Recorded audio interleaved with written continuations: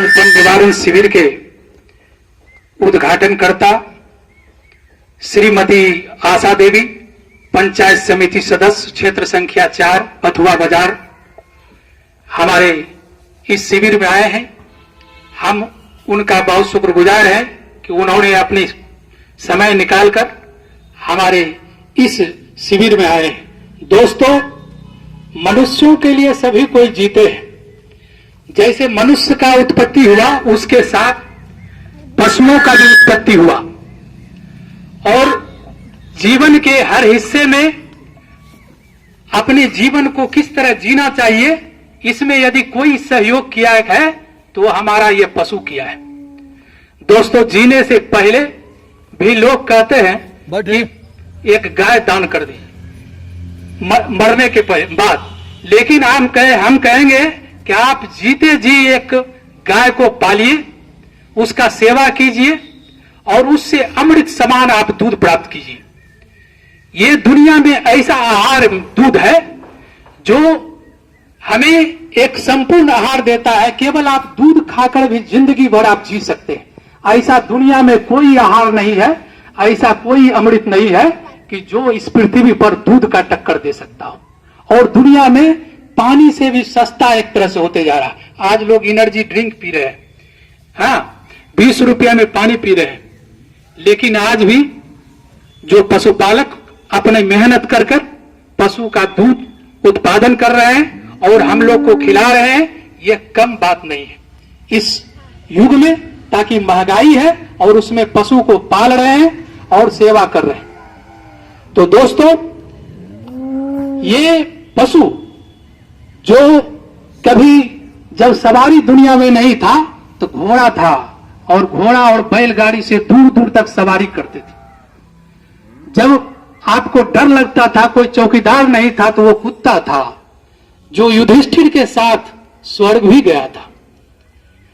तो ये आपको जिंदगी को आसान बनाता है हमारा पशु, जो हमारे जीवन से जुड़ा हुआ है।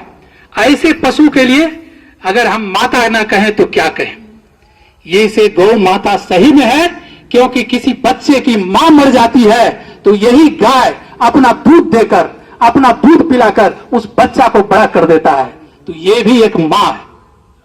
वही बकरी, जिसे मौसी भी कहा जा सकता है, उसका दूध इतना पौष्टिक होता है जो डेंगू जैसे बीमारी को, किसी भी वायरस को, किसी बैक्टीरिया को मार सकता है। क्योंकि वो दूध है कि उसका जो फैट ग्लोबुल्स जो होते हैं वो बटा हुआ रहता है। किसी भी बीमारी में बकरी का दूध काम आता है और उसे गरीबों का एटीएम भी कहा जाता है। जब किसी के पास नहीं रहता है तो आपके पत्नी कुछ पैसा बकरी बेचकर ही जमा करती है और उसी से आप देखेंगे कि दामाद को, बेटी को मतलब दहेज के रूप में या बक्सा के रूप में या चांदी के पायल के रूप में कुछ से कुछ देती है। तो इस तरह हमारी बकरियां भी एक एटीएम का काम करती है जो गांव के कहीं भी बिक जाती है। ऐसे पशु अगर हम इसको क्यों कैसे करें, ये हमारा सरकार आत्मनिर्भर बिहार 7 निश्चय 2 के तहत पशु बांझपन निवारण शिविर किया है। जो शिविर बांझपन का उद्देश्य, जो हमें पशु तो अच्छे पाल रहे हैं लेकिन हमारा पशु बार बार पाल खा रही है और पाल नहीं ठहर रही है या गर्म ही नहीं हो रही। अगर आपका पशु 2 महीना बच्चा देने के बाद गर्म नहीं हो रही है, इसका मतलब कुछ ना कुछ कठिनाई है। आप हम लोग से मिले, पशु चिकित्सक से मिले। और उसका सबसे बड़ा अपने क्षेत्र में है कि पशु कुपोषण का शिकार है।